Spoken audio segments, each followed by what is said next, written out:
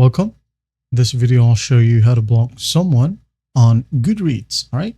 So first up, go ahead and go to goodreads.com. And once you're in here, tap on the friends icon right here at the top right, besides your profile. Just click on it.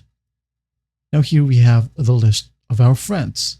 Now go ahead and click on a friend. And in here, besides the friend or unfriend button, we have the more option. Just go ahead and click on it. And as you can see here, we have the block this member option.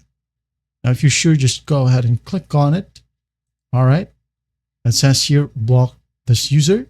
This will prevent this user from sending you messages, friend requests, or from viewing your profile. This will not be notified. Comments on discussion boards from them will be hidden by default. Now, again, if you're sure, just hit on confirm and you're good to go. Now, if you want to block people that aren't your friend, again, go back to the friends section and go ahead and look for the person right here. For example, Ryan. I'm going to go ahead and click on search members. Wait for it to load. Now, for example, this Ryan right here, just going to click on it. Now here we have the more option as well and the block this member option. Now, if you want to block someone that you currently follow, again, go back to the top right. Now, people I'm following right here. Now go ahead and select on the profile.